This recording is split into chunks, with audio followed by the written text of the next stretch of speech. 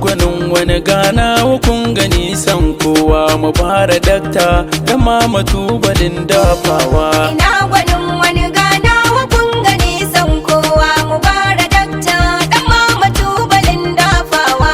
Fari nasa Allah ubangijin tsuntsaye, shi ya kage halittu cikin su yayi wawaye, shi yayo ne yayo har wa'anda ba sa raye, yarda in nayi wakar ta burge duka masoya. Ina gwanin wani gana kun gani san kowa mu fara dakta da mama tubalin dafawa. Kowa ya buɗe gwanin sa mu fara dakta nawa, mai wuri ya zo namu shi muke kodawa. Mu fara dakta daga hannuwa kayo godewa, kayo nasara yan uwa suna darawa. Ina gwanin wani gana kun gani san kowa mu fara dakta da mama tubalin dafawa. Hikima da basira ilahu na iya daɗa ma, da taimakon marasa lafiya ya ƙara haɗa ma.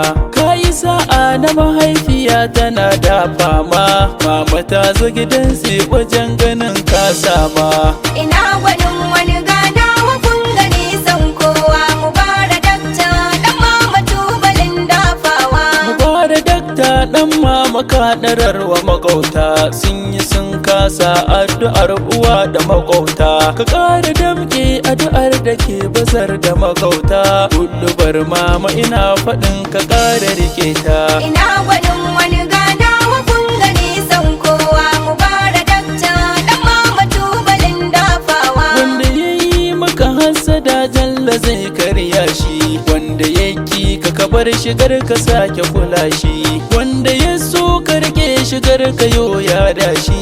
Fara dakta dan mama dole in koda ka. Ina gwanin wani gana kun gani san kowa mu fara dakta da mama tubalin dafawa. Kyautar da za ka yi mini an yi mun ka dai gane ni, dan gida ne ni ma zan so ka dinga kula ni. Mama ke man addu'a a yau ina kuma sani, dan asali zan yi gwagwarmaya in kera sa'ani. Ina gwanin wani gana kun gani san kowa mu fara dakta da mama tubalin dafawa. My workout on the mix.